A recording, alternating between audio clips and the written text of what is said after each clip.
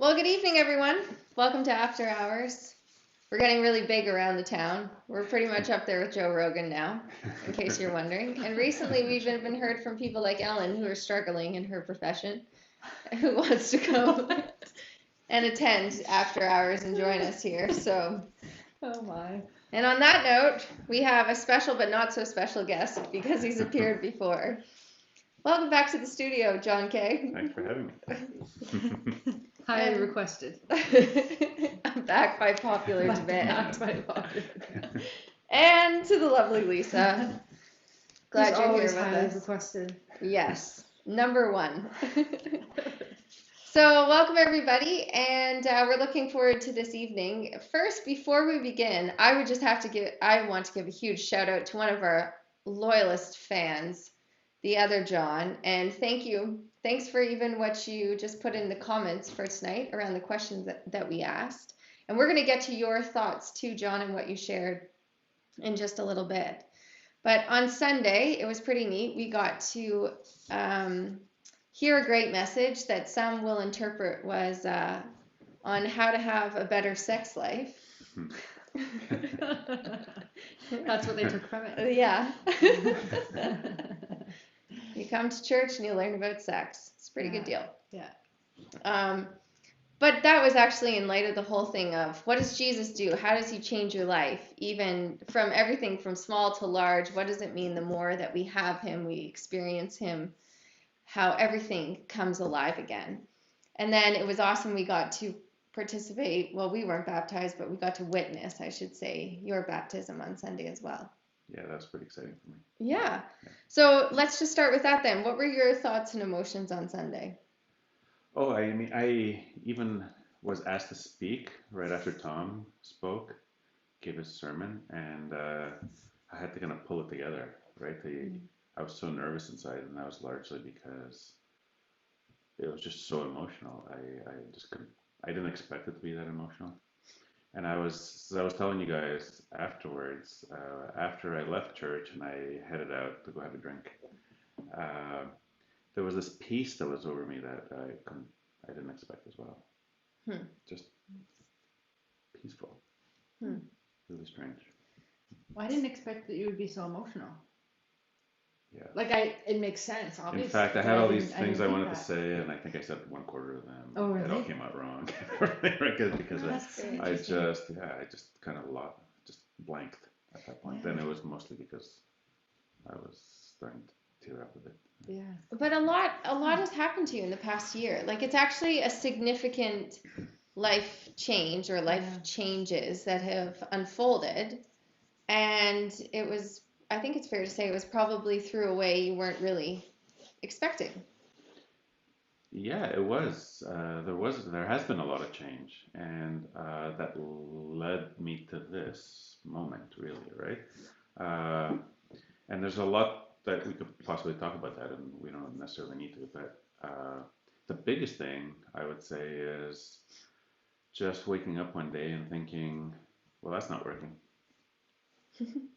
Well, that kind of ties into it's what like John said, Yeah.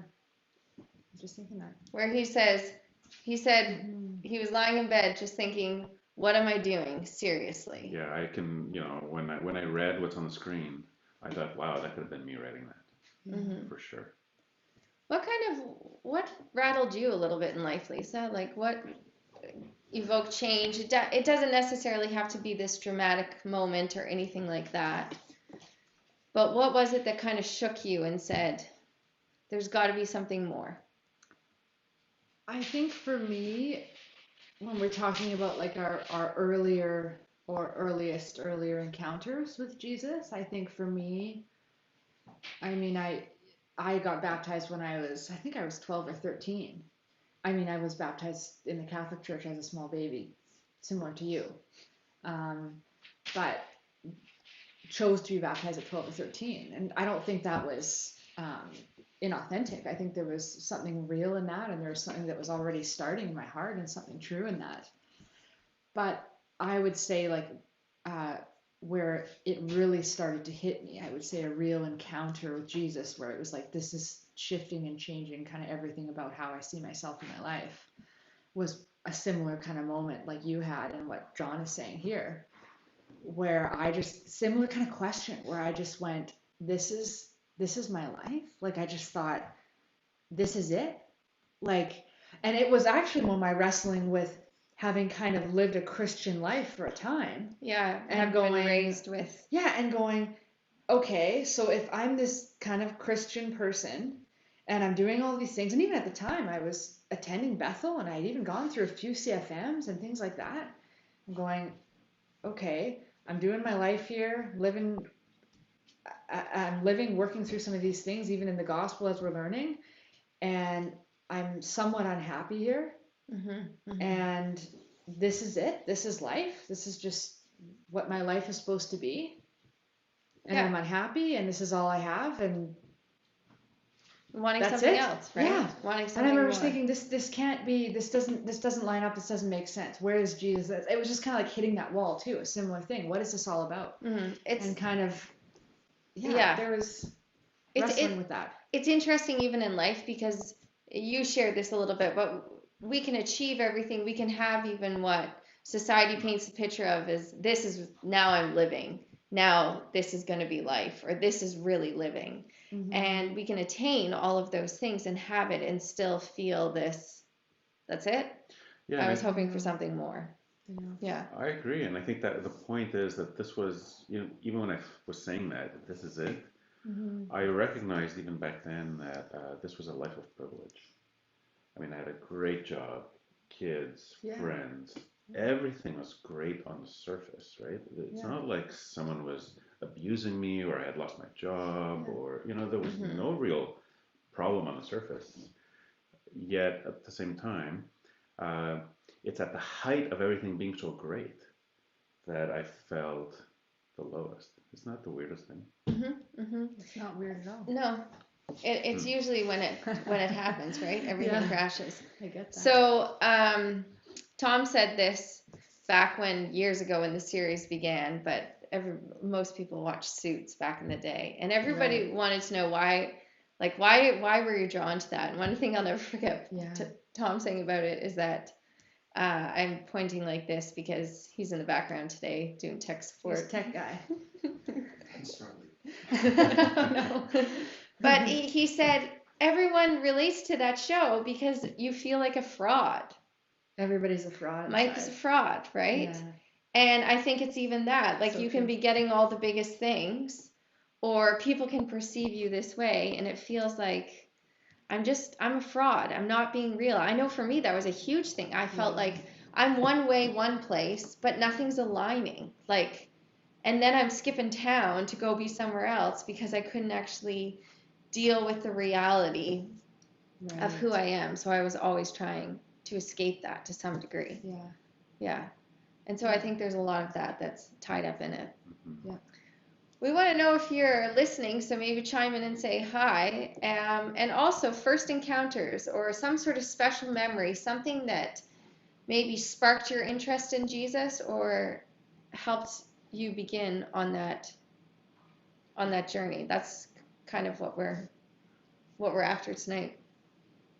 So what are some of the things, on a different note than, well, fitting with it though, that confused you? What confuses you about Jesus?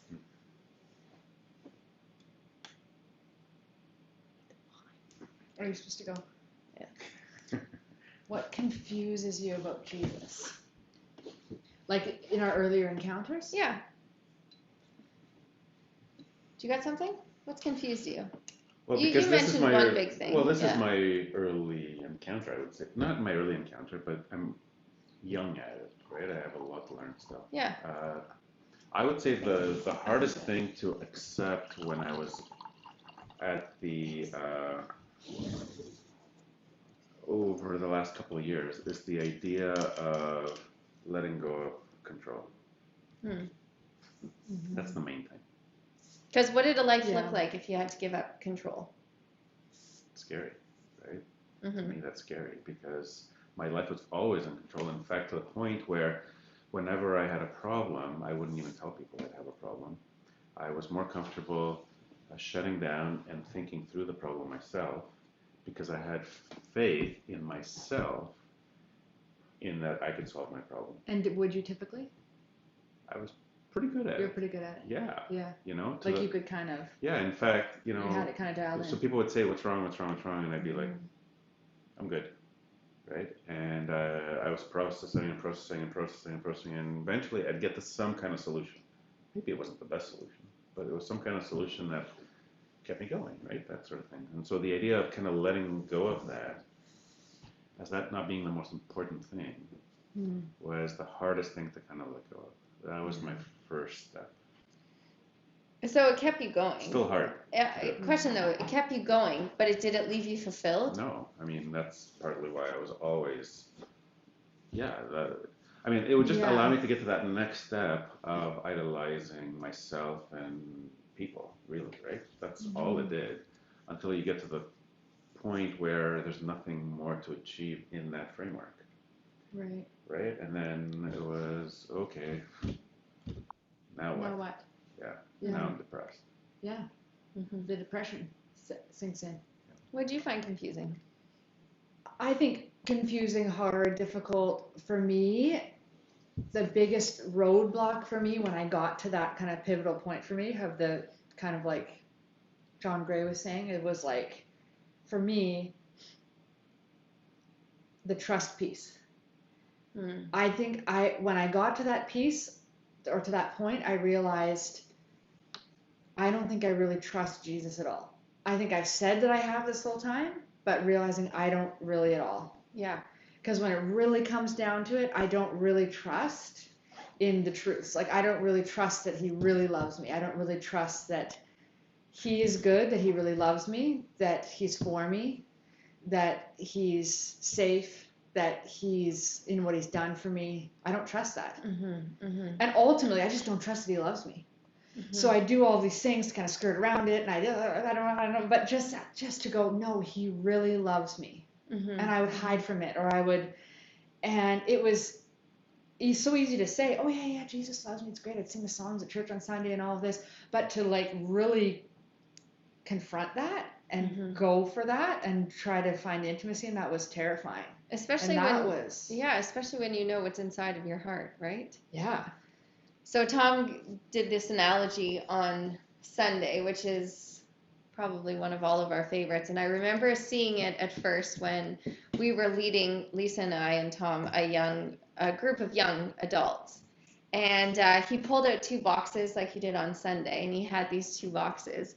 And then we handed around paper to everybody, and we told them, write the worst things you've ever done in your life on the paper. And people are trembling, right? They're just sitting there trembling, like nobody wants to really confess. And then it's like, what are they going to do with this? Are they going to read it? Are they going to reveal it? And then we open up the box and we tell people to come up and put their worst things ever in this box.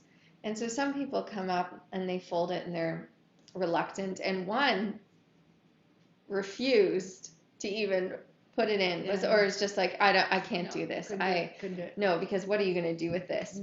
And we're like chuckling a little bit, but it actually serves the whole point. It's like, we're ashamed, we're guilty, we've done some really messed up things, and if we're just completely honest about who we are and some of the things that we have done in our life, we don't want anyone else to see it. We don't want it to be revealed at all. And so he took the box, and then he closed the box, but then he pulled out another box, and it was the box of Jesus and who Jesus is. And inside, it was all these qualities and characteristics and things about him that we all often will say are wonderful things, and we would long to be that and like that. And then he took it and he just explained the whole analogy of what Jesus did on the cross for us. And he says, this box of all your messed upness, everything else, when you receive it, it's gone. And what you get is Jesus' box with everything else that's inside of it. All of these incredible things and love and grace and all the things that you're saying, Lisa, they're hard. It's hard to believe. In spite of what I have done, somebody actually loves me that way. and somebody's always seen me and they've always wanted me and desired me from the very beginning, and all I have to do is receive. Mhm. It feels like it's can't be realistic, Mhm. Mhm. especially when we do realize how messed up we are.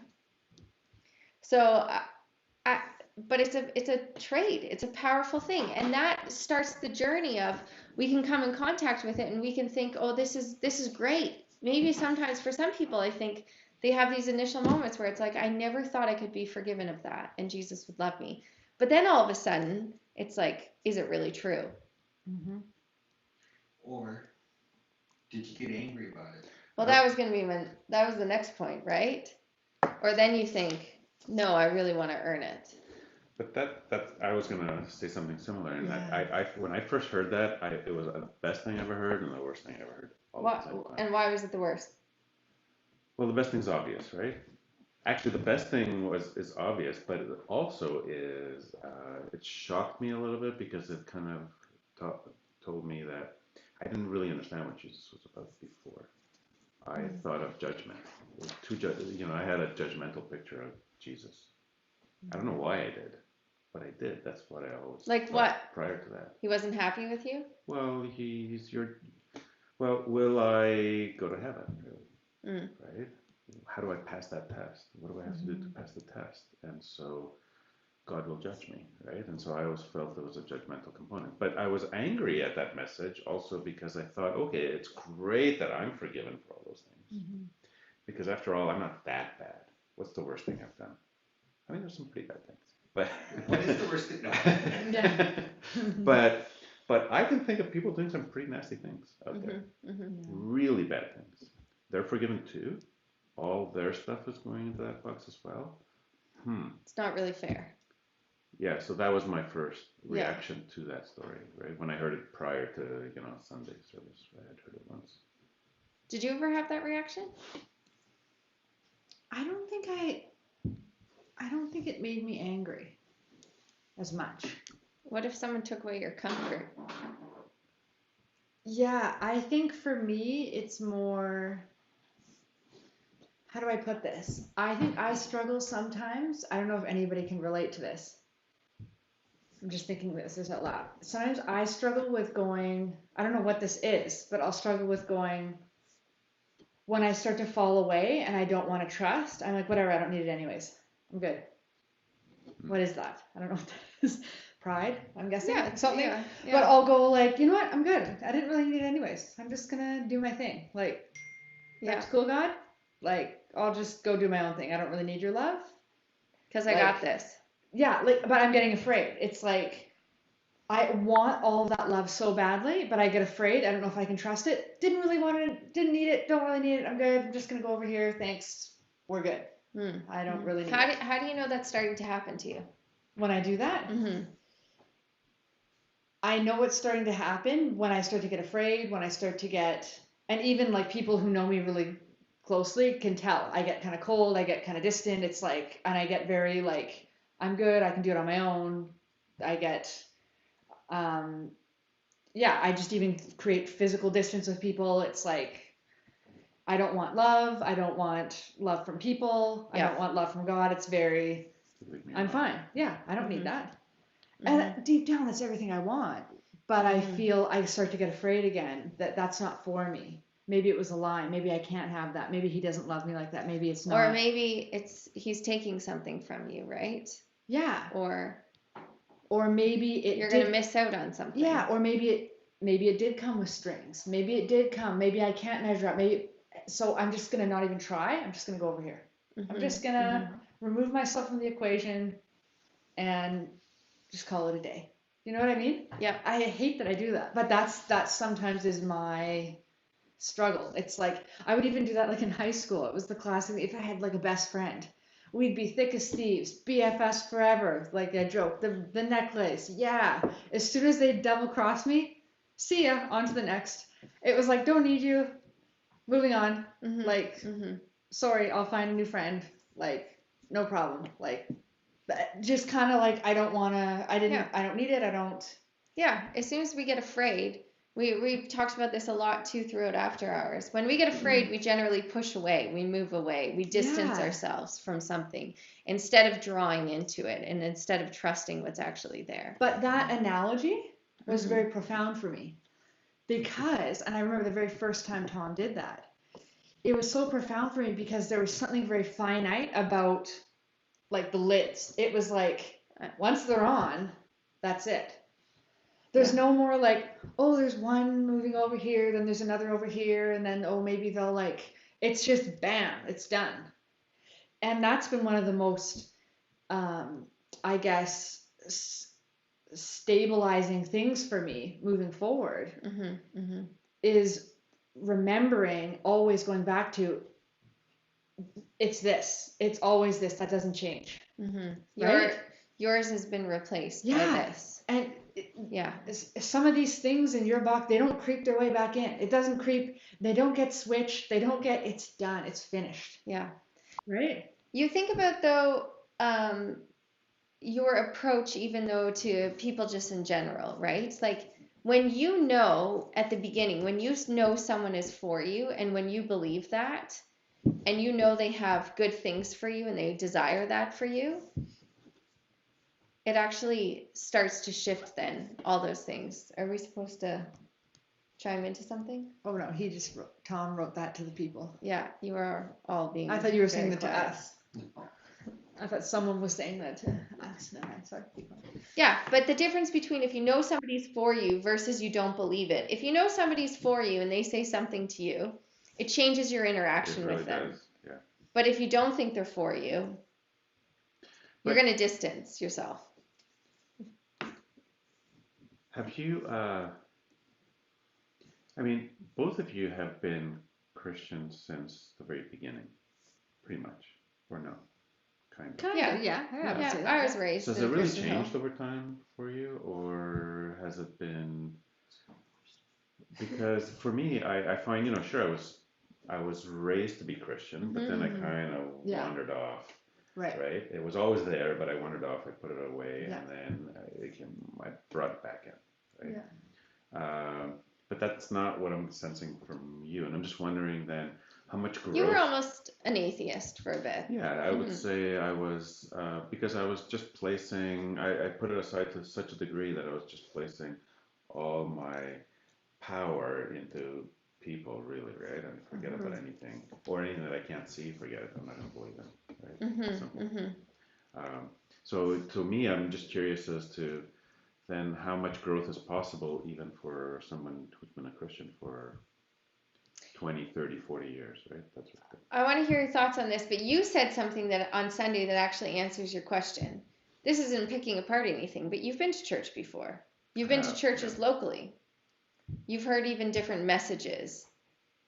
Yeah, the messages typically that I would hear in church, and most churches that I've been at, and I've been to several over my lifetime, Or what?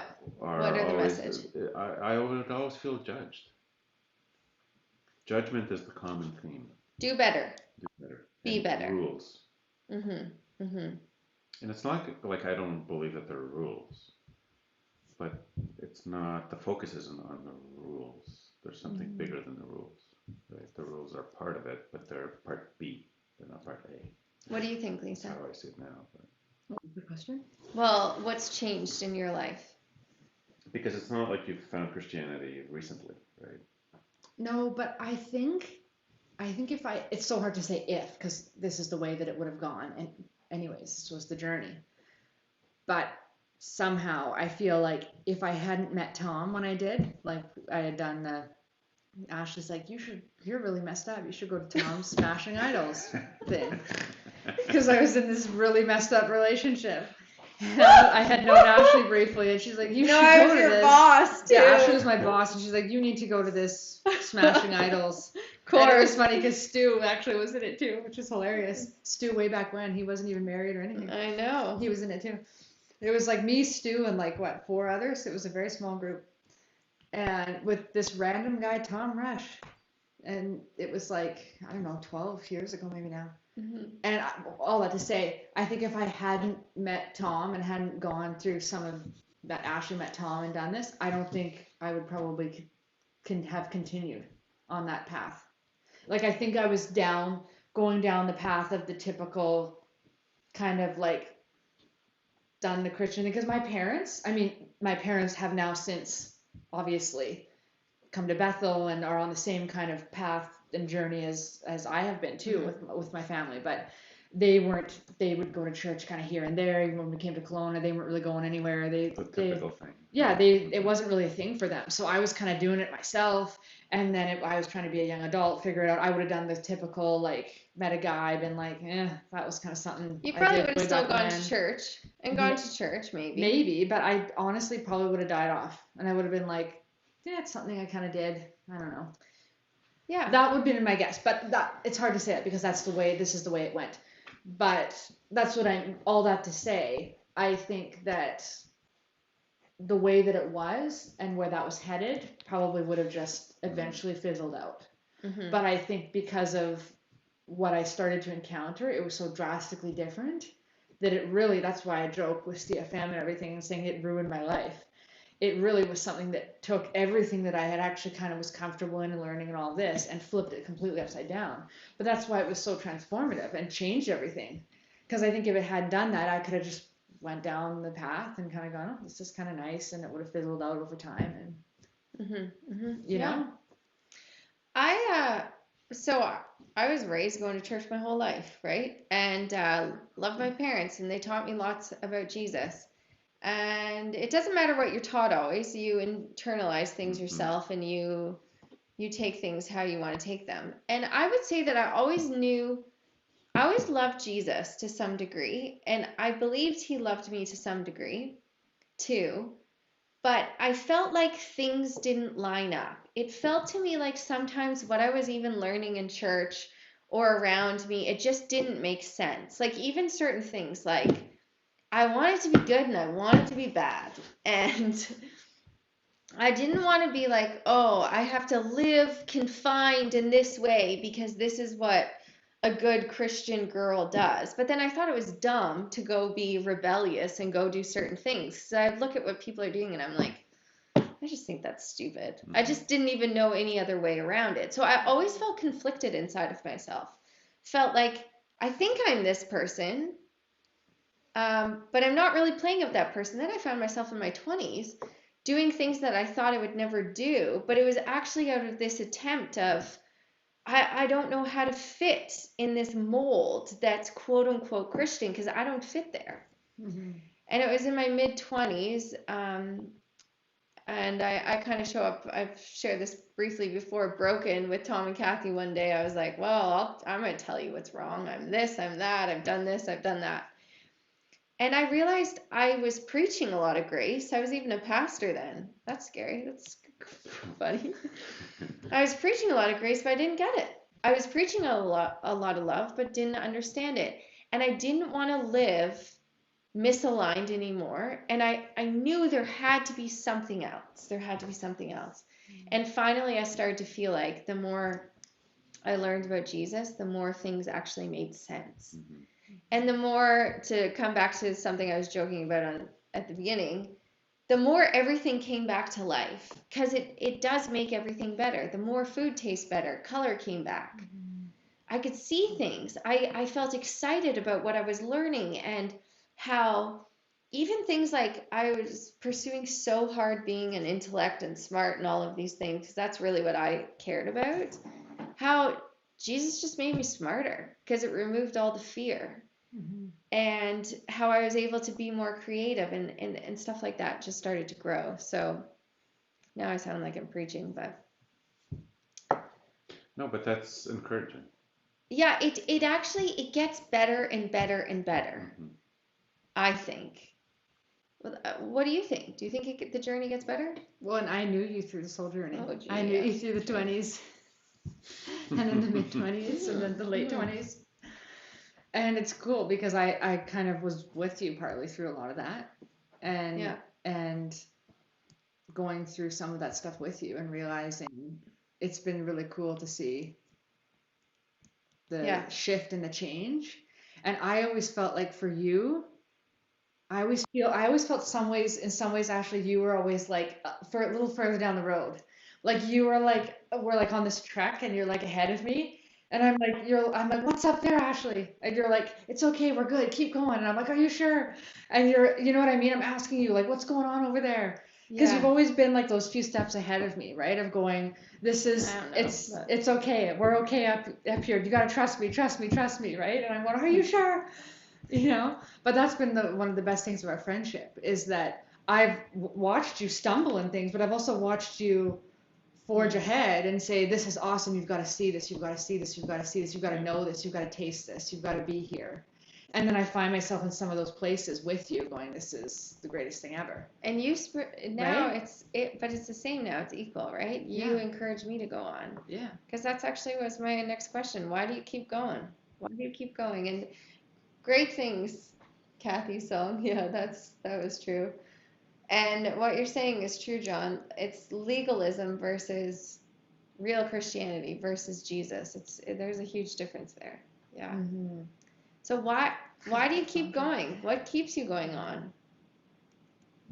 What do you think, Lisa?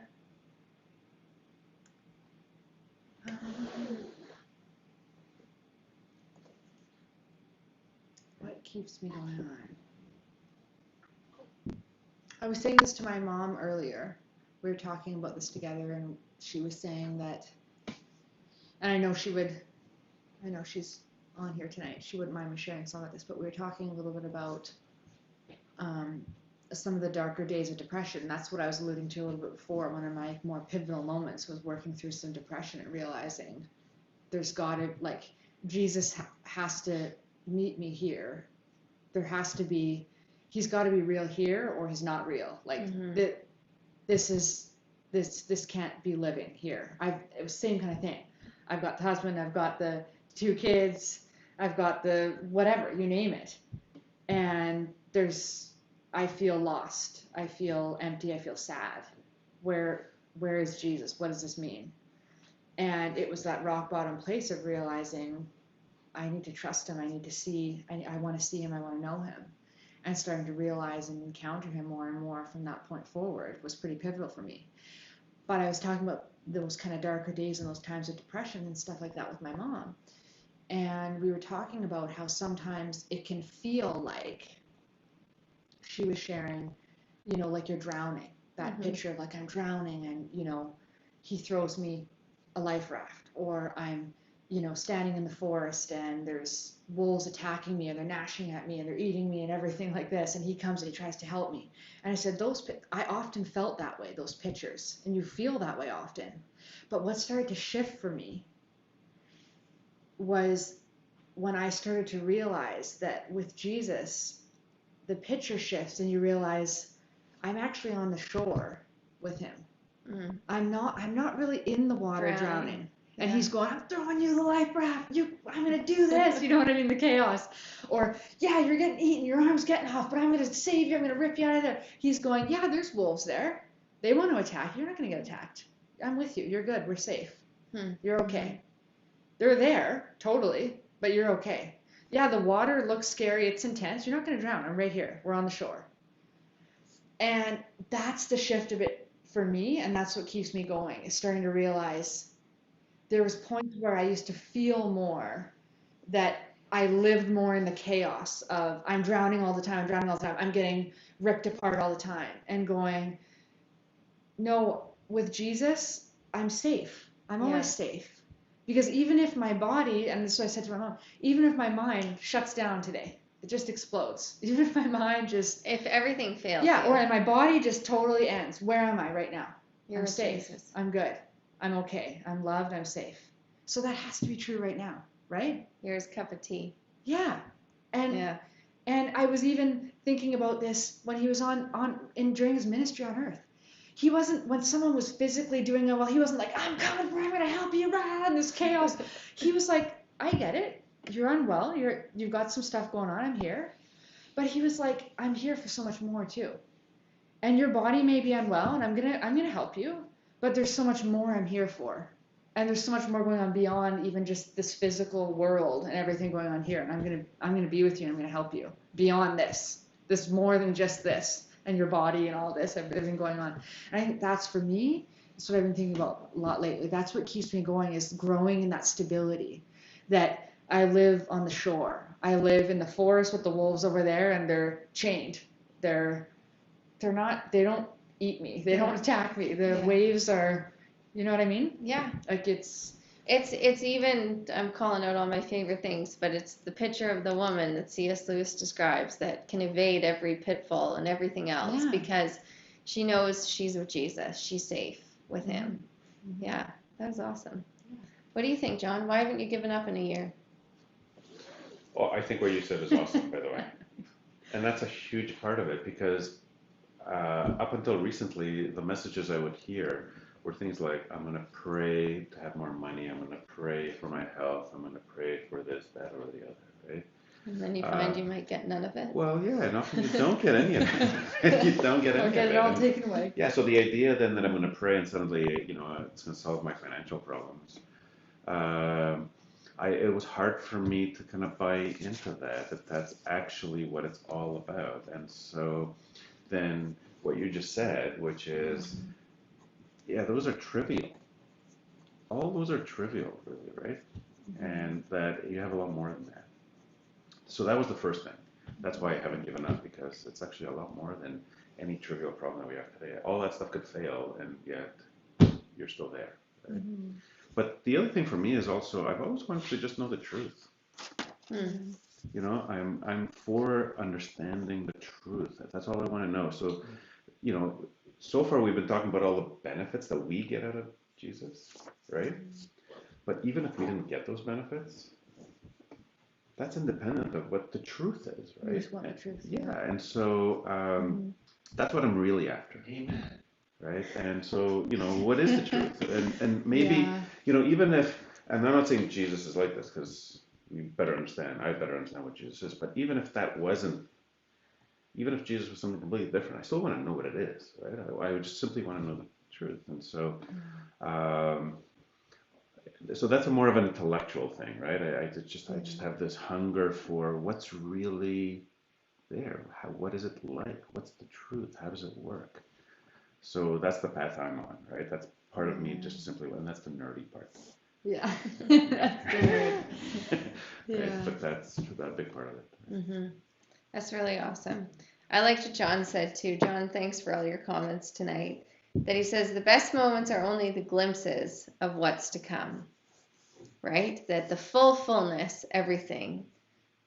Yeah, they're just glimpses. It's Imagine just a the whole glimpse. picture. They're echoes. We see a lot of the echoes. Imagine it all, Yeah, right? If it's just a glimpse. Yeah. Yeah. Tom was actually talking about that a couple weeks ago in a Yeah. sermon too.